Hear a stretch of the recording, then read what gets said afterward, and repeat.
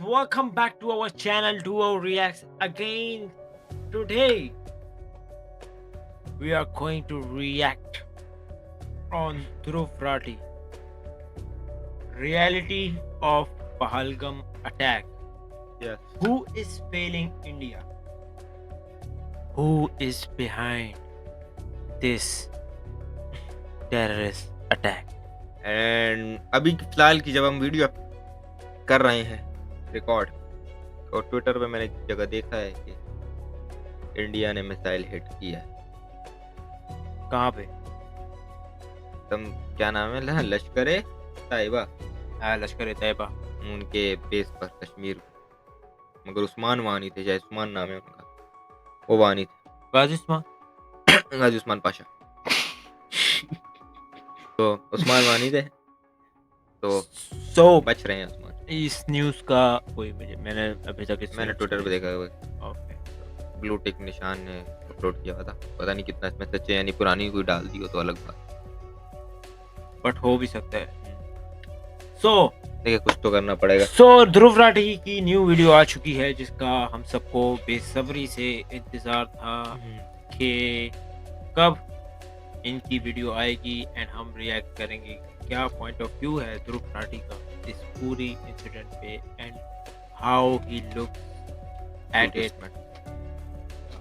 with a different angle or with the same angle as other people. Who is he blaming on? So we will find देखिए out. थोड़ी बहुत expectation मेरी होगी So कि we will government see. की class लगेगी। Let's. If you are new to this channel, we have already covered some parts of it by देशभक्त by देशभक्त और हमने उनकी वीडियोस देखी हैं। तो अगर आप न्यू हैं इस चैनल पे तो you can go and check that out too after this video of course, and you can also subscribe as we react more content from India. And yes, you can like this video if you will like our opinion, and आप comment भी कर सकते हैं कि किस video पे हम reaction दें। So without further ado, without wasting a time, let's jump straight to the video.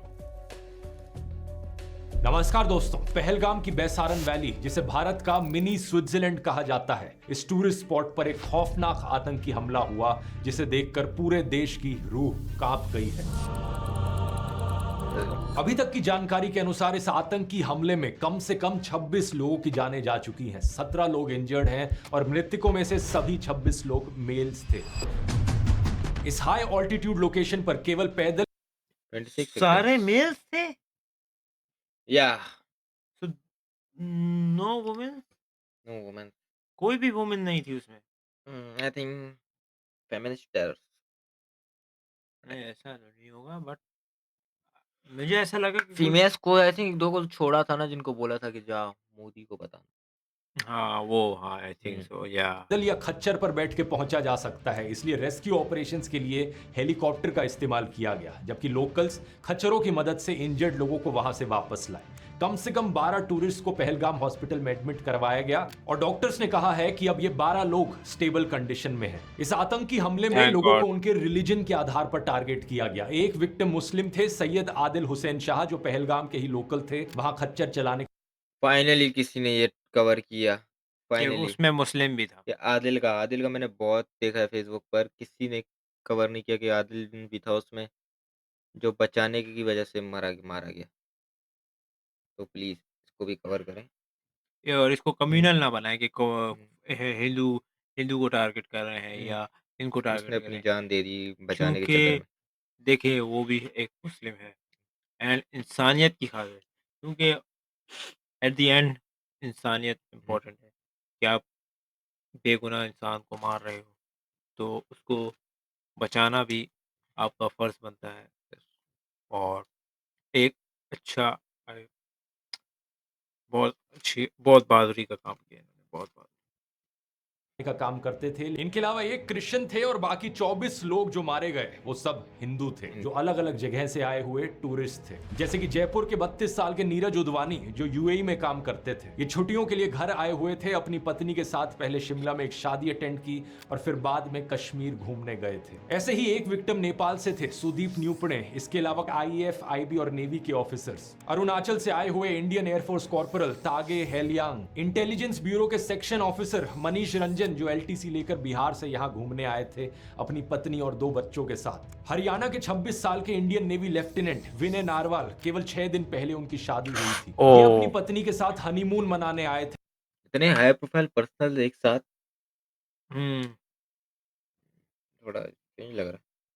एक ऐसा हनीमून जिसके बाद इनकी पत्नी वापस विधवा होकर लौटी। एक वीडियो में इन्हें कहते हुए सुना गया कि अपने पति के साथ भेलपूरी खा रही थी कि तभी एक आदमी आया, उसने कहा कि शायद ये मुस्लिम नहीं है और ये कहते ही उसने तुरंत गोली मार दी। उसने बोला कि ये शायद मुस्लिम नहीं है, उसने उसको गोली मार दी। कुछ ऐसा ही कहा पुणे की एचआर प्रोफेशनल असावरी ने। उन्होंने बताया कि जब उन्होंने दूर से आतंकियों को फायरिंग करते हुए देखा तो उनका परिवार सुरक्षा के लिए पास के एक टेंट में चला आया, लेकिन आतंकी वहां भी आ गए। उनके फादर को इस्लामिक वर्स रिसाइट करने के लिए कहा और जब वो नहीं कर पाए तो उन्हें सीधा गोली मार दी। मदद के लिए वहां कोई नहीं था, ना पुलिस ना आर्मी। जो लोग उन्हें वहां खच्चर पर लेकर आए थे उन्होंने असावरी, उनकी माँ और एक फीमेल रिलेटिव को रिटर्न जर्नी में मदद की। तो बहुत सारे घोड़े वालों ने भी मतलब घोड़े पे लेके गया था, उनको हॉस्पिटल पहुंचाया। मेरे अलावा भी बहुत सारे ऐसे लोग हैं जिन्होंने कंधे पे उनको उठाया है हॉस्पिटल पहुंचाने के लिए। बाद में करीब 20 मिनट बाद इंडियन आर्मी वहां पहुंची और उन्हें रेस्क्यू किया। पाकिस्तान बेस्ड टेरर ग्रुप लश्कर ए तैयबा के एक शैडो ग्रुप टीआरएफ ने इस हमले की जिम्मेदारी ली है। टीआरएफ का फुल फॉर्म है द रेजिस्टेंस फ्रंट। 2 साल पहले जब टीआरएफ ने कश्मीर के पत्रकारों को धमकियां दी थी तब मिनिस्ट्री ऑफ होम अफेयर्स ने इसे यूएपीए के अंतर्गत एक आतंकवादी संगठन डिक्लेयर कर दिया था। इस टेरर ग्रुप के मेंबर शेख सज्जाद गुल को भी यूएपीए के 4थे शेड्यूल के अंतर्गत आतंकवादी घोषित किया गया था। एक इंटेलिजेंस असेसमेंट के मुताबिक यह सस्पेक्ट किया जा रहा है कि लश्कर ए तैयबा का टॉप कमांडर सैफुल्लाह कसूरी भी इसके साजिशकर्ताओं में से एक है। इंडियन एक्सप्रेस की रिपोर्ट में बताया गया है कि इनिशियल प्रोब के अनुसार 4 से 6 आतंकी थे जिन्होंने यह हमला किया। आई विटनेसेस के स्टेटमेंट्स के आधार पर जम्मू एंड कश्मीर पुलिस ने अटैक करने वाले 3 पाकिस्तानियों के स्केच भी रिलीज कर दिए हैं। एक सरकारी सोर्स ने द हिंदू को बताया कि हमलावरों में से 2 ऐसे कश्मीरी युवाओं के होने का शक है जो 2018 में पाकिस्तान चले गए थे। अनंतनाग का आदिल गुरी और पुलवामा का एहसान। सरकारी सूत्रों ने बताया कि इन्होंने रिसेंटली पाकिस्तानी आतंकियों के साथ इन्फिल्ट्रेशन की और इनके मूवमेंट के बारे में कुछ इनपुट्स मौजूद थे। टाइम्स ऑफ इंडिया में राजशेखर झा की रिपोर्ट में एक सूत्र के हवाले से कहा गया कि पहले से इनपुट्स थे कि अप्रैल के पहले हफ्ते में आतंकियों ने कुछ होटलों का पूर्व परीक्षण किया था। इसलिए कोई इंटेलिजेंस फेलियर नहीं था, इंटेलिजेंस इनपुट्स होने के बावजूद अटैक हो गया। इससे दोस्तों पुलवामा हमले की याद आती है। जून 2019 में minister of state for home affairs G Kishan Reddy ने राज्यसभा को बताया था कि कोई इंटेलिजेंस फेलियर नहीं था। बाद में फ्रंटलाइन की एक इन्वेस्टिगेशन ने भी ये रिवील किया था कि 2 जनवरी से लेकर 13 फरवरी के बीच में 11 इंटेलिजेंस इनपुट्स थे। ये बता रहे थे कि कोई किसास हमला हो सकता है, यानी बदला लेने के लिए स्ट्राइक हो सकती है। पुलवामा हमले के बाद जब इन्वेस्टिगेशन हुई तो मुदासिर अहमद खान को पुलवामा हमले का मास्टरमाइंड पाया गया। उससे रिलेटेड भी 2 इंटेलिजेंस इनपुट्स पहले से ही मौजूद थे। 24 जनवरी 2019 के इंटेलिजेंस इनपुट में बताया गया था कि कुछ आतंकियों ने मुदासिर अहमद खान को रिपोर्ट किया आने वाले दिनों में एक फिदायीन हमला करने के लिए। यह ग्रुप शाहिद बाबा ग्रुप के साथ कांटेक्ट में है। यह वही ग्रुप था जिसका मेंबर था पुलवामा हमले का बॉम्बर आदिल अहमद दार। 25 जनवरी के दिन का जो इंटेलिजेंस इनपुट था उसमें मुदासिर अहमद खान की लोकेशन की जानकारी थी।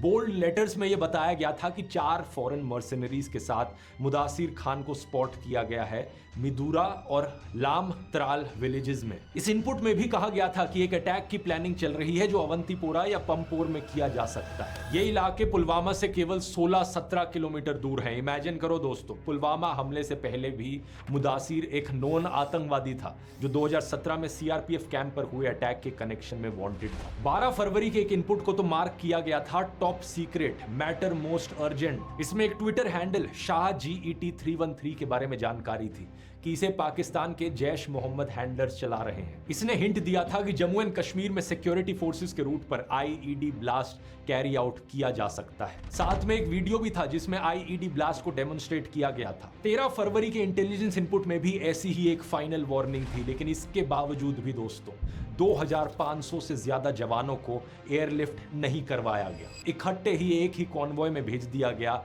और सीआरपीएफ के फॉर्मर आईजी ने बाद में इसे लेकर ऐतराज भी जताया था। 2547 को भेजना और 78 व्हीकल्स एक कॉन्वॉय में लगाना, वो मुझे लगता है टेक्निकली ठीक नहीं। सोचकर देखो दोस्तों, इतने डिटेल्ड इंटेलिजेंस इनपुट्स होने के बावजूद भी पुलवामा हमला हो गया। कैसे हुआ? सवाल ये उठता है। मुझे तो पता नहीं, क्या आपको पता है? अगर मुझे नहीं पता, आपको नहीं पता, तो किससे पूछना चाहिए कि चूक कहां हुई? मुझे जवाब दीजिए। ये जो आतंकवादी हैं, उनके पास शस्त्र और बारूद कहां से आता है? वो तो विदेश की धरती से आता है और सीमाएं संपूर्ण रूप से आपके कब्जे में है। सीमा सुरक्षा बल आपके कब्जे में है कि विदेशों से घुसपैठ भी आते हैं। घुसपैठ के आतंकवादियों के रूप में आते हैं। आतंकवादी घटनाएं करते हैं, भाग जाते हैं। प्रधानमंत्री जी, आप मुझे बताइए, सीमाएं आपके Karma is a bitch. हाथ में है, कोस्टल सिक्योरिटी आपके हाथ में है, बीएसएफ सेना सब आपके हाथ में है। नेवी मेरा आपके हाथ पूरे में है। ये विदेश से घुसपैठ के मेरा घुस जाते हैं। कोई मेरा भी पूरे समझदार इंसान अरे मेरा पूरे इंसिडेंट में सिर्फ यही सवाल है क्या? कि किस तरह से आतंकवादी अंदर आते हैं। पुलवामा में भी सेम पुलवामा की हुआ। तो मैंने स्टोरी पढ़ी थी, बहुत सारी इंटेलिजेंस थी। इवन कि रिपोर्ट्स वो थी। जब कॉन्वॉय निकल रहा था उससे पहले भी इंटेलिजेंस थी हम्म, कि गाड़ी आपके क्लोज आ रही। हाँ, तो फेलियर तो है, फेलियर वहाँ बहुत बड़ा फेलियर था, बहुत क्योंकि बड़ा फेलियर, आर्मी पे हमला हुआ बहुत बड़ा फेलियर, बहुत बड़ा फेलियर। और यहाँ और भी है। अब यहाँ पे भी यही हुआ, इल्जाम लगा दिया, ये कर दिया, वो कर दिया, बट आप ये रोक भी सकते थे आई थिंक इतना बड़ा ये हमला कहना होने से पहले। कि अगर किसी ऐसी जगह पे वो लोग ज़्यादा थे वहाँ, चलो पुलिस नहीं थी, वो तो हमारे वहाँ भी होता है। लेकिन बॉर्डर के क्लोज आपके कोई नहीं था, कोई हाँ, सिक्योरिटी नहीं थी, क्योंकि बॉर्डर से क्योंकि बहुत वो क्लोज है पूरा पहलगाम। क्रॉस करके गायब हो गए। 100 किलोमीटर की रेडियस पे था हम्म, तो ये आई थिंक बहुत बड़ा चूक और थी भाग इनकी। भी गए। भाग भी गए और एक घंटे तक, 100-200 किलोमीटर 100-200 किलोमीटर कैसे भाग सकते हैं कैसे कोई? भाग। मैं- कोई भी समझदार बच्चा तक ये समझ सकता है कि देश की सुरक्षा चुनी हुई सरकार की जिम्मेवारी है। तो सवाल उसी से पूछा जाना चाहिए। दिसंबर 2016 में प्रधानमंत्री मोदी ने एक रैली में कहा था कि नोटबंदी ने आतंकवाद की कमर तोड़ दी है। तो सवाल ये उठता है कि आतंकी हमले रुके क्यों नहीं उसके बाद? सिर्फ जम्मू एंड कश्मीर की ही बात करें हम तो देखो, नवंबर 2016 में हुआ नागरोटा आर्मी बेस अटैक, जुलाई 2017 में अमरनाथ यात्रा अटैक, फरवरी 2018 संजूवन मिलिट्री स्टेशन अटैक, फरवरी 2019 पुलवामा अटैक, मार्च 2019 Jammu bus stand grenade blast, जून 2019 अवंतीपोरा में इंडियन पैरामिलिट्री पुलिस पर attack, 2023 Poonch Rajouri attack, 2024 Reasi attack और अब 2025 पहलगाम अटैक। एक के बाद एक आतंकी हमले हुए जा रहे हैं और देश की मीडिया में हिम्मत नहीं है सरकार से सवाल करने की। ये सिर्फ 2014 से पहले होता था कि मीडिया द्वारा सरकार से सवाल पूछे जाते थे। फिल्में भी आप देखोगे, अ वेंसडे जैसी फिल्में बनाई जाती थी जिनमें सरकार से आतंकवाद पर सवाल पूछे जाते थे। इसीलिए हम सरकार चुनते हैं कि वो मुल्क चलाए। आप लोग सरकार, पुलिस फोर्स, इंटेलिजेंस सक्षम है इस तरह की पेस्ट कंट्रोल के लिए, लेकिन आप लोग कर नहीं रहे। मैं चाहता हूं कि अगर मेरा बच्चा घर से बाहर निकले तो बेखौफ घूमे, कहीं भी, कभी भी, ट्रेन में, बस में, कहीं भी। उस जमाने में जनता मिलकर प्रोटेस्ट करती थी और नेता अपनी गलती मानते हुए इस्तीफा भी दे देते थे। जैसे कि मुंबई के 26/11 अटैक के बाद होम मिनिस्टर शिवराज पाटिल ने पब्लिक डिमांड के चलते हुए इस्तीफा दिया था और महाराष्ट्र के मुख्यमंत्री विलासराव देशमुख ने भी इस्तीफा दिया था। मैं ये नहीं कह रहा कि इस्तीफा देकर उन्होंने कोई महान काम कर दिया। बात यह है कि किसी भी फंक्शनिंग डेमोक्रेसी में ये एक बेसिक बात है और अब उस बेसिक कॉमन सेंस को हमारा देश खो चुका है। अब इस नए भारत में अर्नब गोस्वामी जैसे नमूने को देखिए। अर्नब गोस्वामी इस पहलगाम अटैक के लिए सुप्रीम कोर्ट को जिम्मेवार ठहरा रहा है। There was no need, in my view, for the Supreme Court to waste time getting into whether 370 was abrogation was valid or not. It was a waste of time because with the greatest of respect to the judges, they will not take responsibility for the security situation. ये वही नमूना है जिसकी WhatsApp chat leak हुई थी और जिसने पुलवामा हमले के बाद व्हाट्सएप पर मैसेज लिखा था, this attack we have won like crazy. Pulwama attack के बाद सबसे पहले कवरेज कर लेने का ये जश्न मना रहा था। गोदी मीडिया एंकरों से इतनी सिंपल बात नहीं पूछी जा रही कि जिस जगह इतने सारे टूरिस्ट जमा थे वहां प्रॉपर सिक्योरिटी क्यों नहीं थी। आज तक चैनल के दैट इज व्हाई मुझे इंडियन मीडिया ये तो मुझे इतना जहर लगता है यार। इट्स लाइक गार्बेज गार्बेज है पूरा। वैसे इंडिया मीडिया वो गांधी इंडिया के वाला लोग भी पूरा पसंद मीडिया नहीं करते ज़्यादा। इससे बेटर तो हमारा Indian media Indian YouTube. YouTube तो ऊपर है बहुत। कॉरेस्पॉन्डेंट ने ये कहने की कोशिश की तो उनकी बात को बीच में ही काट दिया गया। ये मजाक नहीं है। 2000 टूरिस्ट किसी एक पिकनिक स्पॉट पे हैं, वहां पर ना ही पुलिस बल की कोई तैनाती, ना ही सुरक्षा बलों की कोई तैनाती। हम देखते हैं जब अमरनाथ यात्रा होती है। ये सवाल एक बच्चा तक पूछ रहा है। सरकार तो गई हुई है, मतलब इतना बड़ा आतंकवादी का हमला हुआ, उन्हें कुछ पता ही नहीं है। इधर पूरी नीचे पूरे आर्मी का बेस है, उन्हें पता ही नहीं है। दोस्तों, बच्चा ज्यादा समझदार है। डिफेंस मिनिस्ट्री ने पार्लियामेंट की स्टैंडिंग कमेटी को बताया कि आर्मी में ऑफिसर्स का करंट नंबर है 42,095, जबकि ऑथराइज्ड स्ट्रेंथ है 50,538। देश में करीब 8,400 आर्मी ऑफिसर्स की कमी है और 92,400 सोल्जर्स की। कुल मिलाकर आर्मी में 1 लाख से ज्यादा आर्मी पर्सनल की शॉर्टेज है। इस शॉर्टेज की वजह से सोल्जर्स को एक जगह से दूसरी जगह शिफ्ट कराया जा रहा है पहले से ज्यादा रेट पर। सवाल ये उठता है कि ये शॉर्टेज क्यों है। मुझे तो नहीं पता, लेकिन आप इस अगस्त 2022 की द टेलीग्राफ की ये रिपोर्ट देखिए। यहां लिखा है कि कोविड के 2 सालों में आर्मी की कोई रिक्रूटमेंट नहीं हुई, इसलिए आर्मी में 1 लाख से ज्यादा ट्रूप्स की कमी है। और अब इस रिपोर्ट की हेडलाइन देखिए, अगले 3 साल में आर्मी स्ट्रेंथ को 2 लाख से कट करने का प्लान। क्या सेंस बना इस बात का? एक मिनिस्ट्री ऑफिशियल ने कहा कि आर्मी अपनी ट्रूप स्ट्रेंथ का रैशनलाइजेशन कर रही है। इसे सैलरी और पेंशन का खर्च कम करने के अटेम्प्ट के रूप में देखा जा रहा है। कई लोगों ने आरोप लगाया है कि सरकार आर्मी ऑफिसर्स की सैलरी और पेंशन पर पैसे बचाना चाह रही है और इसलिए इनकी ट्रूप स्ट्रेंथ कम करने का प्लान। विनय नारवाल की बहन ने हरियाणा चीफ मिनिस्टर नायब सिंह सैनी के आगे रोते हुए कहा कि उनके भाई 1.5 घंटे तक जिंदा थे। अगर वहां आर्मी होती तो उन्हें बचाया जा सकता था, लेकिन कोई नहीं आया, वहां कोई नहीं आया। कोई नहीं आया वहाँ पे 1.5 घंटा, वो जिंदा था तब तक कोई नहीं आया वहाँ पे। अगर कोई हेल्प होती, आर्मी होती तो मेरे को बच सकता था, कोई नहीं आया वहाँ पे। कोई सुविधा नहीं, कोई फैसिलिटी नहीं, कोई आर्मी नहीं, कोई પોલીસ નહીં। જ્યારે મોટા મોટા નેતા આવે કોઈ વીઆઈપી માટે પાછળ કેટલી ગાડી પર હેલિકોપ્ટર। जिस तरह ये एक्सपोज कर रहे हैं भाई हर एक गहराई को मजा आ रहा है। इतना डिटेल में बताना है, ये तो किसी ने नहीं बताया, मैंने जितनी वीडियो देखी। गोदी मीडिया को इससे कोई मतलब नहीं। कश्मीरी पंडित अपने उनकी मीडिया ने एक ही चीज दिमाग में रखी, दिस इज फ्रॉम पाकिस्तान, तो वो उसी को टारगेट कर रहे हैं। जो एक्चुअल प्रॉब्लम है वो उसको कोई डिस्कस नहीं कर रहा, जो कि विक्टिम्स की फैमिली की तरफ से आ रही, जो रियल प्रॉब्लम है, जो रियल इशू है। 1.5 घंटा तक आर्मी 1.5 घंटे तक आर्मी नहीं है। 1.5 घंटे तक आर्मी नहीं है, बहुत बड़ा। चलो सिक्योरिटी कंसर्न्स के लिए 300 से ज्यादा दिन तक स्ट्राइक पर बैठे रहे, लेकिन कोई खबर तक नहीं आई। दूसरी तरफ मुकेश अंबानी सेठ और उनके परिवार के लिए हाईएस्ट लेवल का Z+ सिक्योरिटी कवर है। इसमें कुल 55 सिक्योरिटी पर्सनल हैं, जिनमें से 10 से ज्यादा हाईली ट्रेन्ड NSG कमांडोज हैं। टाइम्स ऑफ इंडिया की रिपोर्ट में बताया गया है कि मुकेश के बेटे अनंत की घड़ी की कीमत 60 करोड़ से ज्यादा की है। नीता अंबानी की नेकलेस की कीमत 500 करोड़ की है। शादी में खर्च हुआ 5000 करोड़ से ज्यादा, लेकिन सिक्योरिटी में इन्हें चाहिए सरकारी खर्चे पर ट्रेन किए गए हाईली ट्रेन्ड NSG कमांडोज, हम लोगों के टैक्स के पैसे पर ट्रेन किए गए NSG कमांडोज। गोदी मीडिया को इससे कोई मतलब नहीं है। इनके सेठ और देश के बॉलीवुड सेलिब्रिटीज को यहाँ पर Y+ Z+ सिक्योरिटी कवर्स मिल रहे हैं। मुझे मुकेश अंबानी और सेलिब्रिटीज के सिक्योरिटी कवर से कोई प्रॉब्लम नहीं है, लेकिन सवाल यहाँ पर यह है कि आम लोगों को क्या मिल रहा है यहाँ। अब कुछ लोग कहेंगे कि VIP नेता, बिजनेसमैन, फिल्म स्टार्स देश के लिए जरूरी है, इसलिए उनके लिए ज्यादा सिक्योरिटी कवर जस्टिफाइड है। लेकिन पहलगाम में जो आम इंसान मारे गए,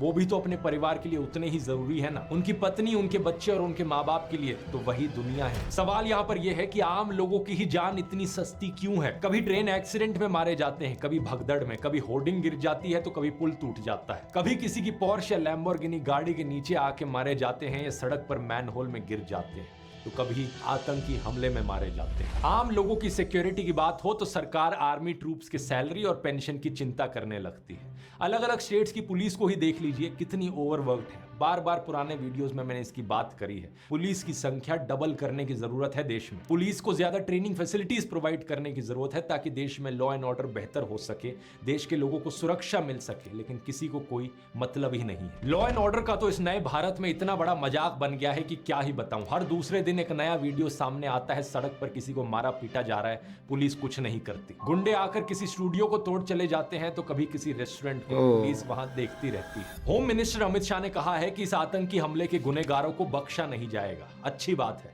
पकड़िए उन्हें, जल्दी से सजा दीजिए। लेकिन इसके साथ ही सवाल यह है कि क्या आपकी सरकार के पास कोई भी सोल्यूशन है ऐसे आतंकी हमलों को रोकने का? क्या आपकी सरकार अश्योरेंस दे सकती है कि फिर ऐसा कोई आतंकी हमला नहीं होगा फ्यूचर में? सलमान खान को अश्योरेंस देने के लिए तो former chief minister Eknath Shinde खुद सलमान के घर चले गए थे, लेकिन आम लोगों को ऐसी अश्योरेंस कौन देगा? बात यहाँ यह है दोस्तों कि कोई सरकार यहाँ इतनी जहमत क्यों उठाएगी किसी सोल्यूशन के लिए, जब गोदी मीडिया के जरिए सरकार के सभी फेलियर्स को अचीवमेंट्स के तौर पर दिखाया जा रहा है। टीवी पर क्या चल रहा है? सऊदी अरब का दौरा बीच में छोड़ भारत लौट रहे प्रधानमंत्री मोदी। प्रधानमंत्री मोदी ने हवाई अड्डे पर ही बुलाई बैठक। इन थंबनेल्स को देखिए, गुस्से में मोदी, ऑर्डर से पूरी दुनिया हैरान, सेना को दे डाली खुली छूट, ठोकना शुरू। जो ब्रेन वॉश लोग इस सब में यकीन करते हैं, उन्होंने अपनी इमेजिनेशन में अलग ही दुनिया बना रखी है। एक ऐसी दुनिया जहां पर धरती मोदी के अराउंड चक्कर लगाती है। खैर, अपने मुद्दे पर वापस आए। जम्मू एंड कश्मीर के मुख्यमंत्री ओमर अब्दुल्ला ने कहा कि इस अटैक को अंजाम देने वाले जानवर हैं, इनह्यूमन है, कंटेम्प्ट के लायक है। उनकी निंदा करने के लिए कोई शब्द काफी नहीं। उन्होंने विक्टिम्स के परिवारों के लिए संवेदना व्यक्त की। कश्मीर में लोगों ने शोक मनाने के लिए बंद लगाया, किसी ने एकता दिखाने के लिए मार्च की तो किसी ने कैंडल लाइट मार्च निकाली। कश्मीर के बाहर जमायत उलेमा ए हिंद जैसी प्रोमिनेंट मुस्लिम ऑर्गेनाइजेशंस ने टेरर अटैक को कंडेम किया। ऑल इंडिया इमाम ऑर्गेनाइजेशन के हेड इमाम उमर अहमद इलियासी ने कहा कि शुक्रवार की नमाज के समय 5.5 लाख मस्जिदों से स्ट्रॉन्ग एंटी टेरर मैसेज दिया जाएगा। विक्टिम्स के लिए प्रार्थना की जाएगी। भारत के बाहर यूएई, सऊदी अरेबिया, बांग्लादेश और कतर जैसे कई सारे मुस्लिम देशों ने भी हमले की कड़ी निंदा की है। देश के आम मुसलमानों ने भी सोशल मीडिया पोस्ट पर अपना विरोध जताया है। ये अच्छी बात है कि लोग आपस में रिलीजन के नाम पर ना बंटें और इस तरह आतंकियों के मंसूबों को नाकाम करें, क्योंकि ये सभी आतंकवादी यही तो चाहते हैं कि भारत में धार्मिक नफरत फैले, लोग एक दूसरे से लड़े और हमारा देश टूट जाए। लेकिन क्या कोई भी देशभक्त ऐसा चाह सकता है? कभी भी नहीं। कोई भी देशभक्त यही चाहेगा कि मेरा देश मजबूत रहे, अखंड रहे। देशभक्त तो एक ही नारा बोलेंगे, भारतीय एकता जिंदाबाद। आप भी इस यूनिटी के संदेश को कमेंट्स में लिखिए अगर आप इससे एग्री करते हैं तो। मुझे बस ये बात नहीं समझ में आती कि बीजेपी वालों को इस नारे से इतना करंट क्यों लग जाता है। मैं चैलेंज देता हूं सभी बीजेपी के नेताओं को, अपने सोशल मीडिया पर लिखकर दिखाओ, भारतीय एकता जिंदाबाद। मुझे लगता नहीं कि इनमें से ज्यादा नेता ये लिखने की हिम्मत कर सकते हैं, क्योंकि इन फर्जी राष्ट्रवादियों को नफरत फैलाने से फुर्सत मिले तभी तो राष्ट्रीय एकता की बात करेंगे ये। मृतकों की अस्थियां ठंडी भी नहीं हुई थी कि बीजेपी छत्तीसगढ़ के ऑफिशियल ट्विटर और इंस्टाग्राम हैंडल ने ये बेहद ही भद्दा पोस्ट किया। एक गिबली स्टाइल इमेज जिस पर कैप्शन लिखते हैं, धर्म पूछा जाति नहीं, याद रखेंगे। इंडिया टुडे की पत्रकार प्रीति चौधरी ने इस पर तंज कसते हुए कुछ ऐसा लिखा कि किसी ट्रेजेडी का फायदा उठाने के लिए कोई समय ज्यादा जल्दी नहीं है। इस पोस्ट से दो बातें साफ दिखती हैं। पहला ये कि जातिवादी अत्याचारों को लेकर ये कभी कोई समाधान नहीं करने वाले, क्योंकि समाधान निकालने के लिए समस्या को स्वीकार करना पड़ता है। इनसे जरा पूछकर देखो कि आज तक कितने ब्राह्मण, राजपूत या बनियों की बारात में उन्हें घोड़ी पर बैठने से रोका गया है। हमेशा दलितों को ही क्यों मारा पीटा जाता है, इसको लेकर इतने सारे न्यूज आर्टिकल्स मिल जाएंगे। जाति देखकर ही मारा जाता है ना। दूसरी बात इस पोस्ट से पता चलती है कि बीजेपी वाले देश में धार्मिक नफरत फैलाते रहेंगे। ये आतंकवादियों का जो एजेंडा है देश को तोड़ने का, हिंदुओं को मुसलमानों से लड़वाने का, देश को सिविल वॉर की कगार पर ले जाने का, यही एजेंडा बीजेपी के लोग भी फॉलो करते हैं। चारों तरफ आप इन लोगों की पोस्ट देखोगे सोशल मीडिया पर, सिर्फ एक ही चीज पर फोकस करते हैं, हिंदू वर्सेस मुस्लिम्स। ये चाहते हैं सभी हिंदुओं के अंदर डर बैठे, आतंकवादियों से नहीं बल्कि अपने देश के मुसलमानों से। अपने पड़ोसियों से, अपने दोस्तों से। ये चाहते हैं सभी मुसलमानों के अंदर डर बैठे, आतंकवादियों से नहीं बल्कि अपने देश के हिंदुओं से, अपने पड़ोसियों से, अपने दोस्तों से। ये संपत्ति इकट्ठी करके किसको बांटेंगे? जिनके ज्यादा बच्चे हैं उनको बांटेंगे। ये सब सिर्फ इसलिए ताकि आप इन्हें डर के मारे वोट दो। यही कारण है दोस्तों कि 2014 के बाद से परपेचुअली हिंदू खतरे में रहा है। चारों दिशाओं से साल भर साल, महीने भर महीने यही हिंदू खतरे में है का नैरेटिव आपको सुनाया जाता है। हैरान हो जाएंगे, इस रिपोर्ट के मुताबिक The Muslim population has gone up by 43+%. 43% बढ़ी है। The Hindu population has gone down in an equal period by 7.82%. 8% कम हुई है।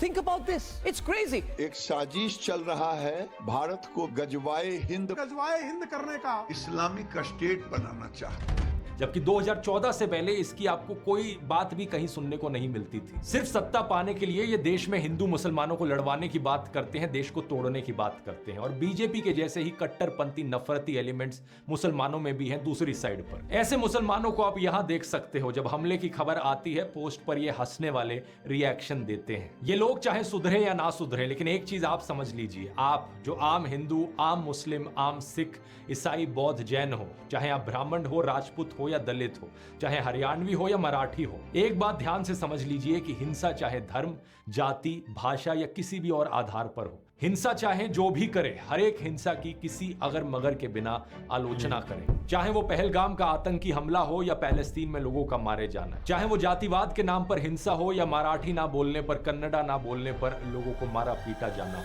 हर एक हिंसा हमारे देश में दीमक की तरह है। नफरती आतंकी लोग आप लोगों को भड़काएंगे कि उन लोगों ने ये किया वो किया, लेकिन भड़कना नहीं है। ये अस वर्सेस देम, यानी हम लोग वर्सेस वो लोग। इस जहरीले प्रोपेगेंडा से बाहर निकलना है। हम भारत के लोग, हमारी डिमांड है कि इन सभी क्रिमिनल एलिमेंट्स, टेरर एलिमेंट्स को जेल में डाल दिया जाए, इन्हें सजा दी जाए। और जो बाकी लोग हैं, हमें साथ में रहना है, देश में शांति और तरक्की लेकर आनी है। इसलिए जोर से कहिए, भारतीय एकता जिंदाबाद। इस आतंकी विचारधारा के खिलाफ, देश को तोड़ने वाले लोगों के खिलाफ भारतीय एकता जिंदाबाद। जय हिंद। क्या वीडियो था भाई, क्या वीडियो था। फाइनली क्या किसी वीडियो था ऐसे शख्स की वीडियो देखने में मजा। नॉन बाइस, बिल्कुल नॉन बायस, बिल्कुल नॉन बायस, बजा दी वही सब जिसके दिमाग में बिल्कुल कोई गार्बेज ना हो कि हेट फैलाने की, कि आपके पड़ोसी ये हैं, आप पड़ोसी वो हैं। बट रियल प्रॉब्लम को, रियल इशू है जो किस वजह से टारगेट हो रहे हैं, इसका बाद में क्या असर होगा, ये किसी ने एक्सप्लेन नहीं किया। आई थिंक किसी ने आदिल शाह का तो जिक्र ही नहीं किया किसी ने। जस्ट वो ही ना, उसी वजह से ताकि फाइट हो, फाइट बताया और जाए कि पता या चले भाई। मुस्लिम आईडी, बार बार वो कह रहे थे कि आईडी कार्ड पूछिए, आईडी कार्ड पूछिए, आईडी कार्ड पूछिए। बट जो रियल प्रॉब्लम है, जो रियल इशू, मुस्लिम्स ने जहाँ तो सुना है कि कश्मीर में मुस्लिम्स ने अपने घरों में खोल दिए थे सर्वाइवर्स के लिए, खाने के लिए। और अभी इन्होंने बताया काफ़ी ज़्यादा मार्चेस भी किए हैं इंडियन पाक मुस्लिम से। सो जो हेट फैलाने का प्रोपेगेंडा जो है दोनों तरफ है, वो ज़्यादा उन लोगों को किया जा रहा है जो मीडिया कंज्यूम करता है। मीडिया तो इंडियन मीडिया कंज्यूम करता है। बाकी जो मैच्योर है, जिनको पता है कि इससे क्या असर पड़ेगा, जिस तरह हेट इवॉल्व होगा इनसाइड, तो वो काफ़ी डैमेज करेगा सॉइल को, या वो फिर से बंटवारे होने की बात करेंगे, फिर से अलग होने की बात करेंगे। और सबसे ज़्यादा फ़ायदा आई थिंक बीजेपी को इसी चीज़ से, कि उनको सपोर्ट मिलेगा। एंड या सो काफ़ी नॉलेज वाली वीडियो थी, आई थिंक बेस्ट वीडियो अभी तक की इस इंसिडेंट के ऊपर जो हमने देखी है। पूरा कवर किया है कि क्या, किस वजह से वो अटैक हुआ, क्या क्वेश्चंस करने चाहिए हमें, किसने किया, उस पे नहीं क्यों हुआ, ये पूरा हुआ क्यों, इस पे हमें और कैसे हो गया आर्मी की। हाँ, तो ये क्वेश्चंस मेन है rather than किसने किया। वो तो आप बाद में भी कर सकते हैं, वो तो गवर्नमेंट भी कर सकती है, बट गवर्नमेंट से आप करें, किसने किया है? ओह सॉरी, किसने किया? क्यों हुआ ये? कहाँ थी आपकी फोर्सेस जो आप टैक्सेस दे रहे हैं, टैक्स जो पे कर रहे हैं, उसका जो पैसे बदले की सिक्योरिटी, बदले की वो आपको क्यों सिक्योरिटी नहीं मिले? या वो किधर है? क्यों नहीं थी उसका? कैसे जब एक भाग बंदा गए मर वो? रहा था ये क्वेश्चन आपको 1.5 करने घंटे चाहिए अपनी गवर्नमेंट से, रादर देन कि पड़ोसी हमारे अंदर आए, पड़ोसी ये मार पड़ोसी के पे चले हमला गए, करो, इतना टाइम पड़ोसियों नहीं को ये पड़ोसियों करो, के पास। पड़ोसियों को खत्म कर दो, ये कर दो. So that's not a solution. You should ask your government how is it possible? क्या आगे भी इसी तरह होगा? क्या हम इसको रोक पाएंगे आगे? क्वेश्चन करें. So yeah. I would like to thank this Dhruv Rathi के बहुत अच्छी वीडियो बनाई एंड इसने एक दफ़ा भी जिक्र नहीं किया कि पाकिस्तान ने या किया, पाकिस्तान को मारो तबाह कर पकड़ देना के चाहिए, सुरई पाकिस्तान को फोड़ दो, जवाबी कार्रवाई चिड़ियाँ नहीं. फाड़ दो, ये कर दो, वो कर दो। So अच्छी वीडियो चलो। थी. That's it for today. And if there is any more further video from him, will be in future. We will react that too. So if you guys have any recommendation for us, please comment down below and subscribe too, as we will react, cover this together, and you can share it with your friends too. And we will see you in the next one. Tab tak ke liye, take care.